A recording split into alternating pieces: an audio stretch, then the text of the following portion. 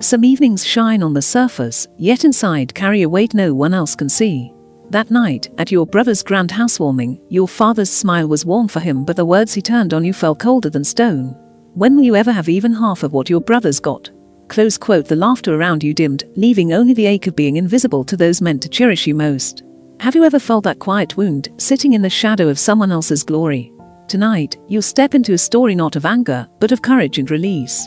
And if this journey touches something within you, a gentle like or subscribe is more than enough for us to keep walking together. Some evenings shine on the surface, yet inside carry a weight no one else can see.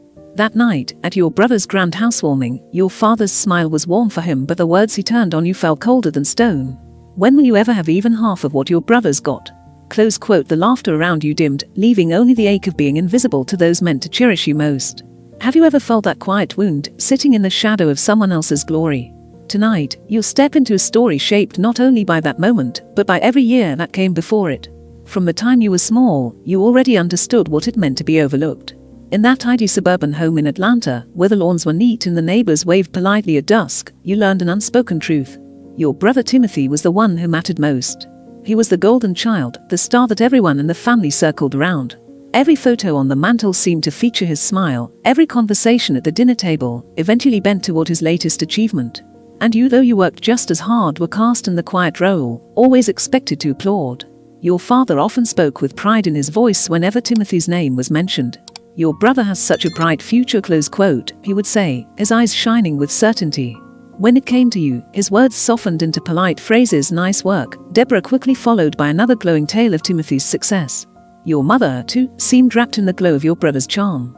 She would lean across the fence to the neighbors, her voice full of joy as she spoke about Timothy's new grades, Timothy's scholarship, Timothy's promotion. And you, your news was often left unsaid, or acknowledged only with a nod. Even in moments that should have been yours, you felt erased. Your graduation day should have been a celebration, yet your parents' absence hung heavier than the cap on your head. They had chosen instead to plan Timothy's next big party, as if your degree were a minor footnote.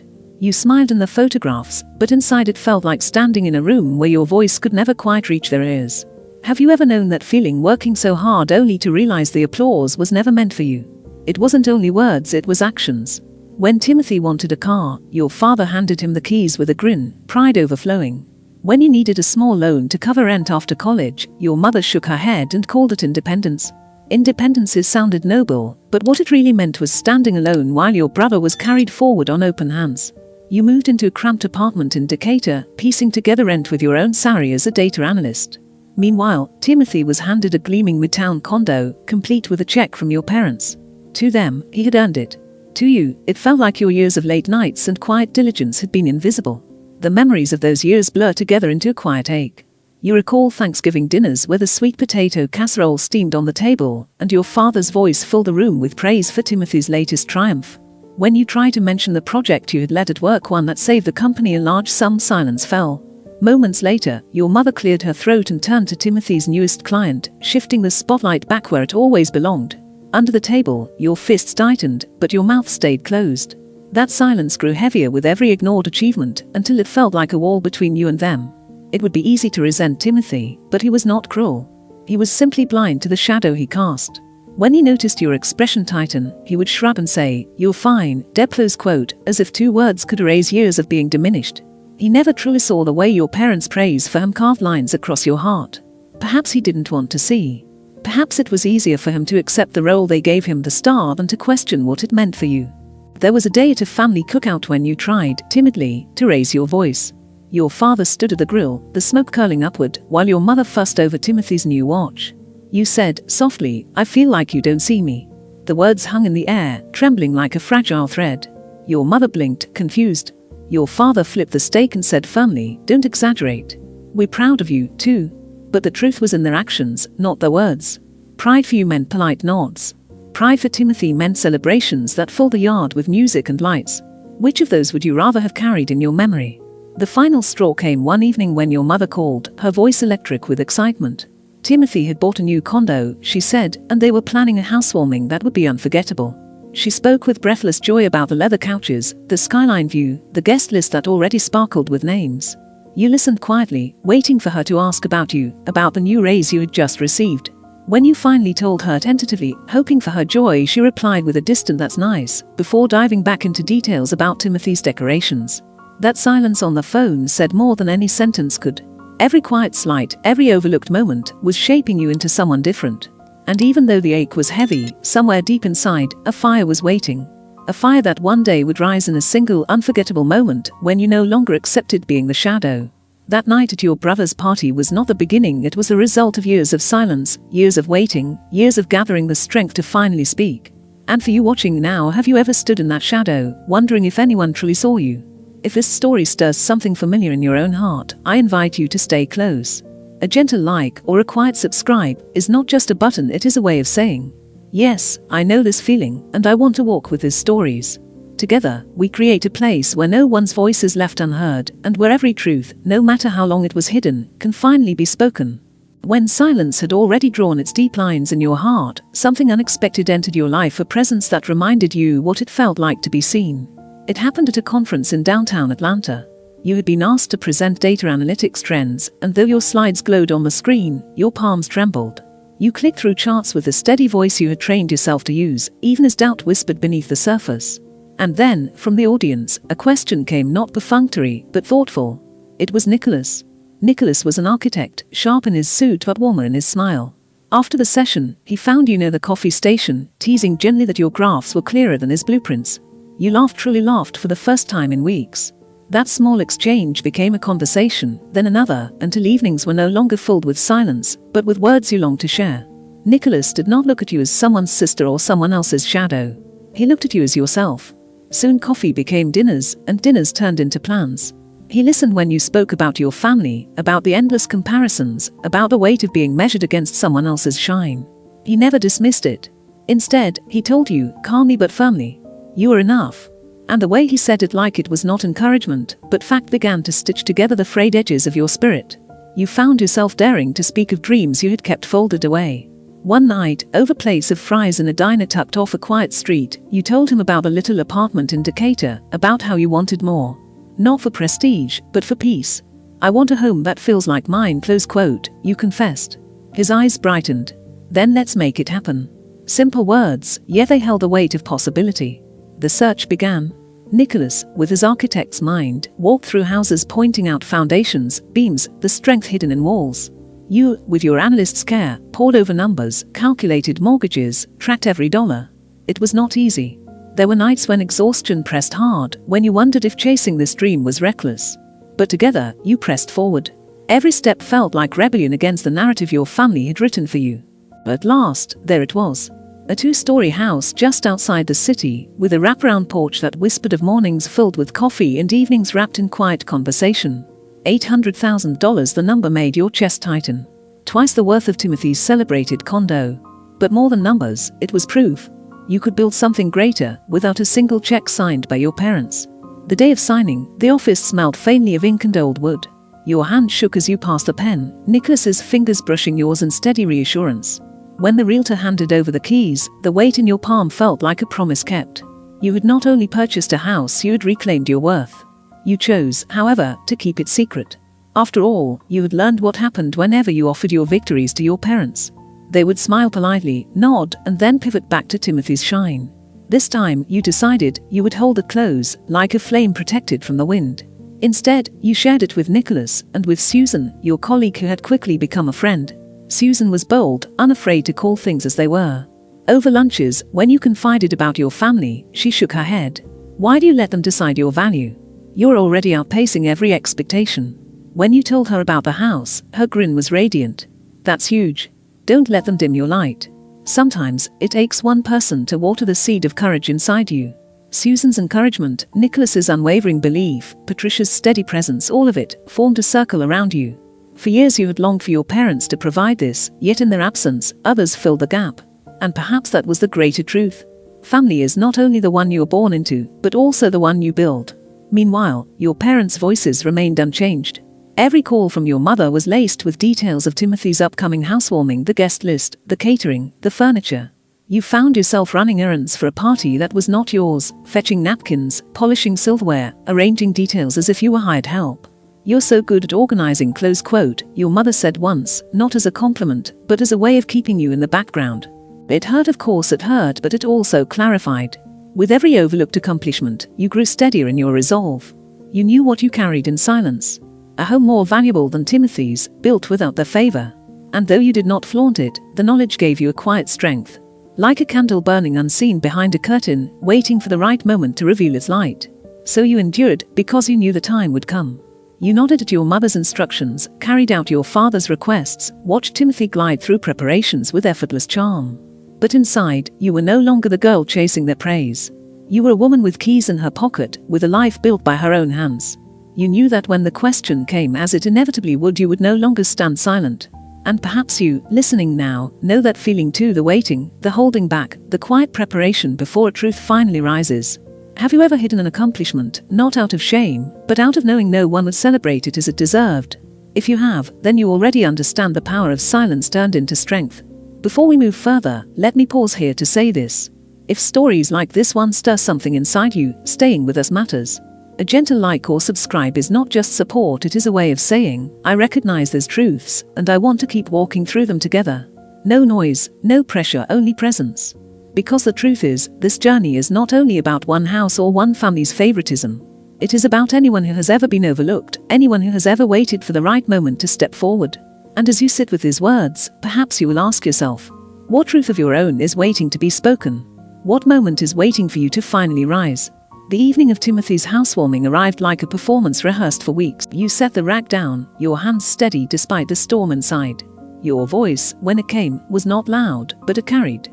Actually, Dad, close quote, you said, meeting his eyes, I've already done more. The crowd hushed, leaning in. You continued, the words steady, each syllable pulling back the curtain you had lived behind. I bought a house. $800,000. Twice the value of Timothy's condo. And I did it without a dime of help. For a heartbeat, the room froze. Timothy coughed, his glass slipping slightly in his hand.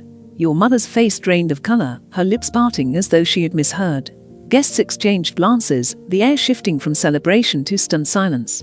You felt the truth settle like a weight lifted, no longer hidden, no longer yours alone to carry. But you did not stop there. Years of invisibility pressed forward in your words. You've always celebrated him. His scholarship, his car, his condo. But my accomplishments? You brushed them aside.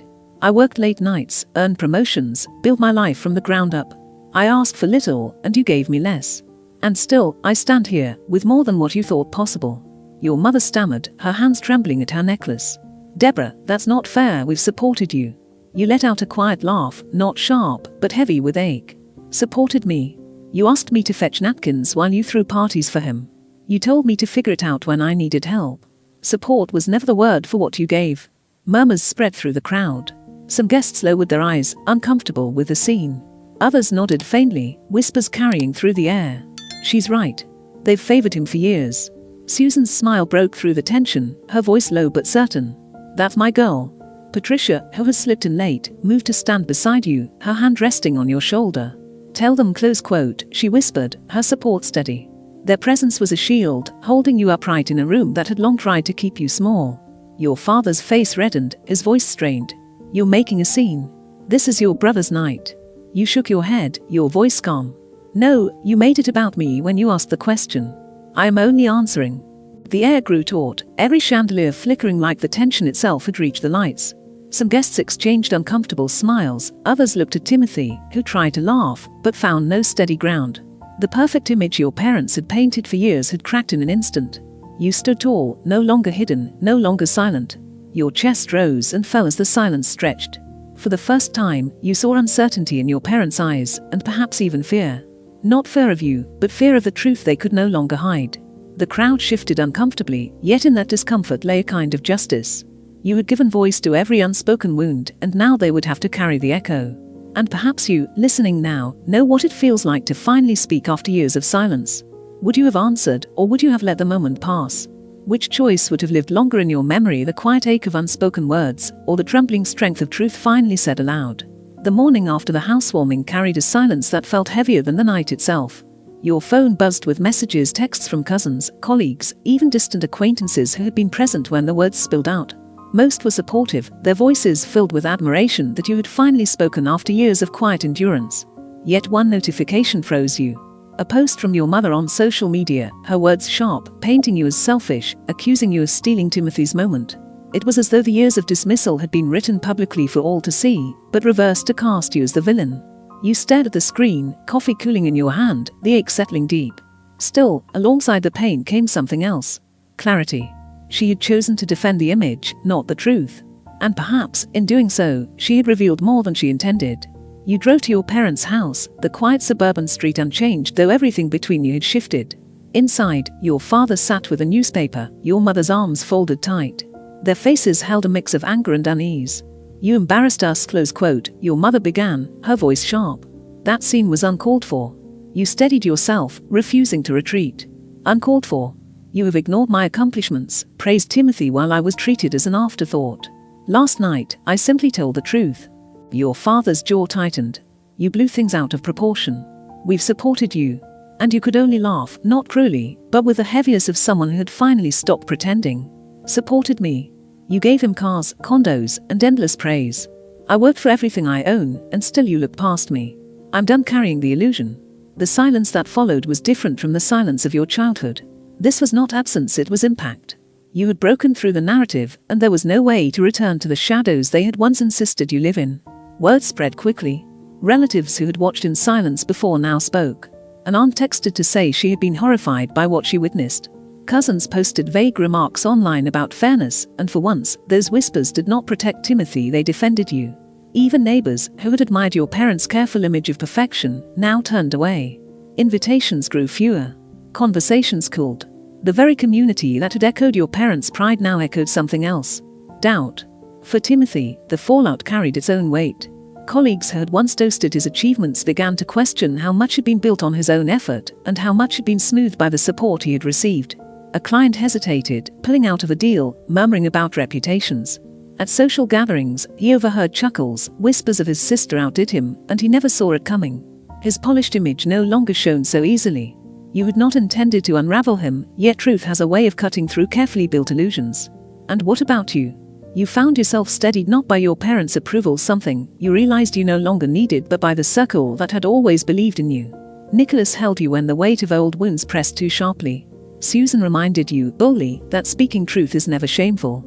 Patricia called, her voice warm, telling you she had never been prouder. Their belief did not erase the past, but it softened the edges, turned scars into strength. Have you ever noticed how the absence of one kind of love can make room for another?